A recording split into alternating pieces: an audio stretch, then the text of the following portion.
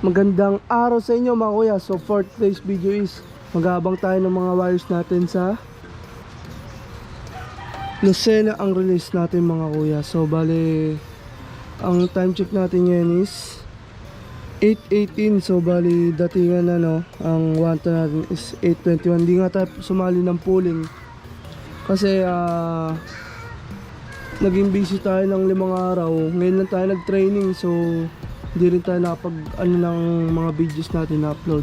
So yun, pagpasensya nyo na, nabubulol pa. So update tayo sa mga breeder natin yan. Malalaki na yung inakay nila.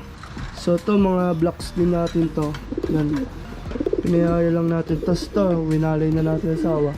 So pang niyaya lang natin. Tapos ito mga ano natin to, mga solo. Anak nila to yan.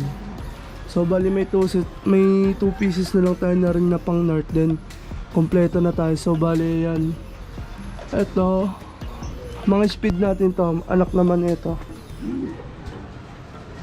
So yan mga kuya. So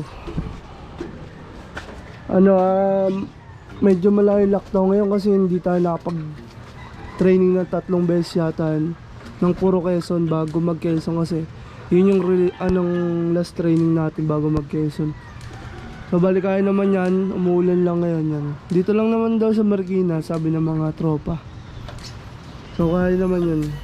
Ewan ko lang kung mag-speed pa rin, sana sabay-sabay pa rin yung uwi.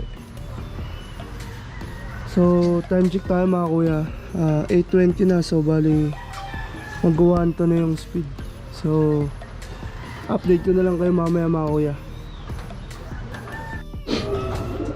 So yung mga kuya, so bali wala pa yung mga south natin, warriors. So bali papakainin muna natin itong kabilang section natin para pagdating nila sila naman agad yung kakain. So bali nagdagdag na pala tayo ng dito mga YB. Ito bagong hango yan, bali pang norte ng 2024 yan, batang bata pa. So dito muna natin kasi yung natin stock, mga stock natin, pang stockan ng ibon tawag dito, hindi pa nakakit dito. So wala pa yung manggagawa. Malaki kasi yan, nabili sa tropa. Ayun yung paglalagay natin. So yun, iwan na muna natin sila dyan. Marunong na agad, halipat ko lang yun So tama pala yung diskarte na ginawa natin. Na ilang araw muna siya sa double cage na hanggang masanay na kumain talaga siya. So pagkalipat ko dyan kahapon, okay naman siya, nahabol. Basta nilipat ko bago magdilim para hindi masyadong mabugbog. So yun naman yun, tumutuka naman. So abangan natin mga kuya yung mga wires natin, na-update ko kayo. Pero to meron na sa tropa ata to. Ayun, sa tropa nga ata, kay Kuya Martin. So yun, abangan natin mga wires natin, update ko kayo mga kuya. So ayun mga kuya, so as of 8:42 nabigla mga ibon natin. May isa na tayo, yan si Pula. So meron mo ronda pa, ewan ko kung sa atin to. So atin yun nga to, kung checkered or hindi. Ay lumayo. So bali natid lang si Pula. So bali mga kuya, tawagin na natin si Pula. So si Pula pa lang dumadating sa atin, bali 5 pa. Ayan. So bali bigla yung mga yan kasi walang rondahan yan nung wala ako 5 araw. Yung bali 3 training na wala sila, wala ring rondahan, pinapakain lang ng asawa ko. So wala akong magawa, syempre hindi naman alam ng asawa ko pa ronda yun Pero soon pag ka-budget, baka may katulong na rin tayo, maghanap tayo ng lopman para kahit nasa labas tayo, kahit gagala lagi, may tagalaga. So yan, di pa rin nadagdagan mga kuya, si Pula pa rin. As of 8:42 nga dumating. Unti pa lang din nagpapaklak sa Team Marikina. Sana makauwi lahat ng Team Marikina. So, sukoy muna natin to. Yan, simple pa lang. So, Lucena, ang kilometers nga pala niyan is ito, nasa screen. So, maliliw na rin, malapit na rin mag-fan race. Kailangan batakin na talaga yung ibon. So, update ko kayo mga kuya sa pagdating ng 5 pa kulang natin.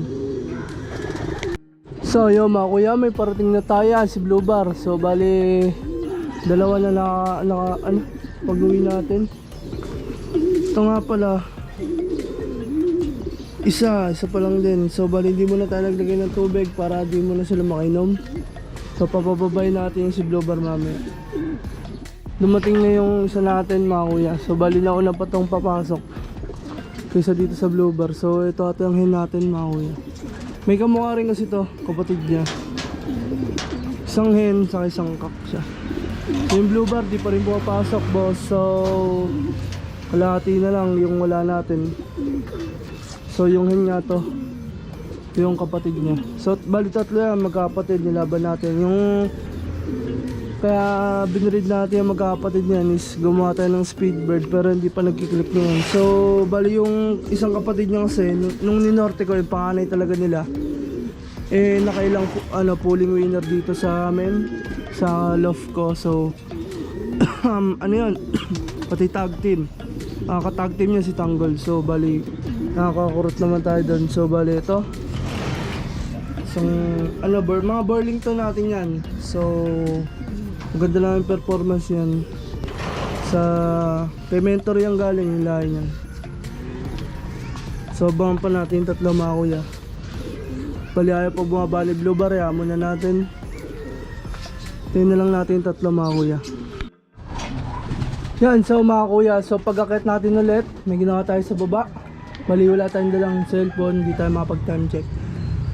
5 na lang dito, so yan, si Tanggol na lang wala sa 2, 3, 4, 5. So si Tanggol na lang. Lilinis muna tayo ng loft. Tignan natin yung oras pag alas 10 na. Kahit wala pa yung isa, pwede na tayo magpakain. So yun mga kuya, update ko na lang kayo.